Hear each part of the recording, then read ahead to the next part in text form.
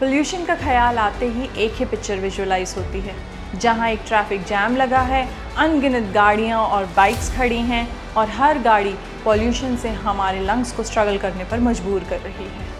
पर अब और नहीं, दिल्ली की नई ईवी पॉलिसी पोल्यूशन को ख़त्म करने का पहला कदम ले चुकी है। मुझे कहते हुए गर्व है कि ये पॉलिसी देश की तो सबसे प्रोग्रेसिव पॉलिसी है ही, शायद दुनिया के भी जितनी इलेक्ट्रिक व्हीकल पॉलिसीज़ हैं उन सब में एक अच्छी पॉलिसी तैयार की गई है।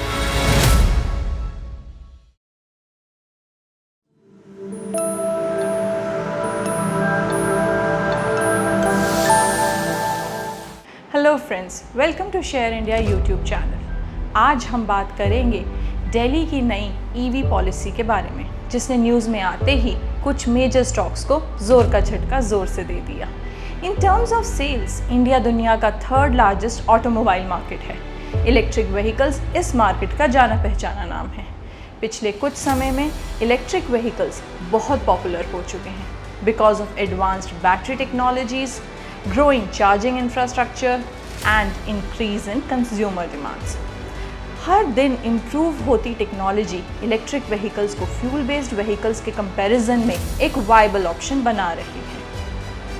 इन्हीं इलेक्ट्रिक व्हीकल्स की पॉपुलैरिटी में चार चांद लगाने के लिए दिल्ली गवर्नमेंट की ईवी पॉलिसी 2.0 आ चुकी है। दिल्ली ट्रांसपोर्ट मिनिस्टर कैलाश गहलोत ने 20 अक्टूबर को इलेक्ट्रिक व्हीकल पॉलिसी 2.0 लॉन्च की है। इस पॉलिसी के अकॉर्डिंग ईयर 2030 तक दिल्ली में यूज़ होने वाली सारी कमर्शियल व्हीकल्स, चाहे वो 4 व्हीलर हो या 2 व्हीलर, इलेक्ट्रिक होनी चाहिए, यानी no petrol, no diesel and not even CNG।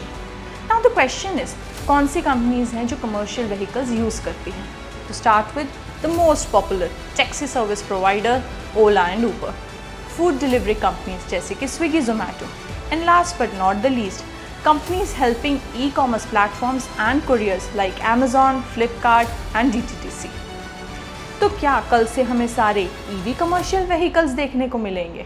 तो ऐसा बिल्कुल नहीं है। पॉलिसी के अकॉर्डिंग इन सारी इंडस्ट्रीज़ को with in next 6 months 5% electronic vehicles use करना मैंडेटरी है।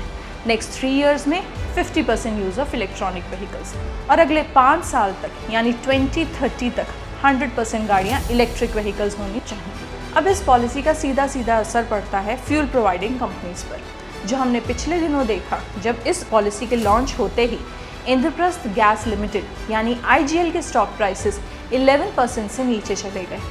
IGL दिल्ली रीजन का मेजर CNG प्रोवाइडर है।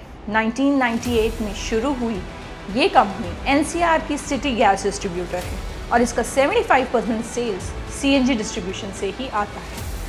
और सिर्फ IGL ही नहीं, MGL यानी महानगर गैस लिमिटेड के स्टॉक्स भी गिरते हुए दिखाई दिए।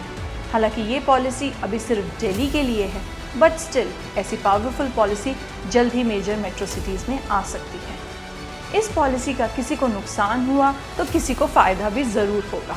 एंड येस, फ़ायदा electric vehicle dealing companies like Tata Motors and TVS Motors को होगा।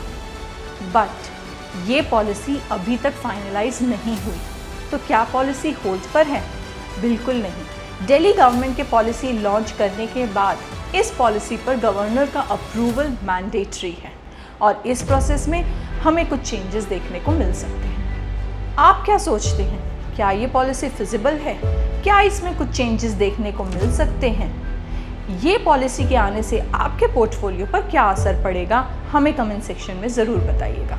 और अगर आपको हमारी एनालिसिस पसंद आई हो तो do give us a thumbs up and subscribe to our channel. Bye bye.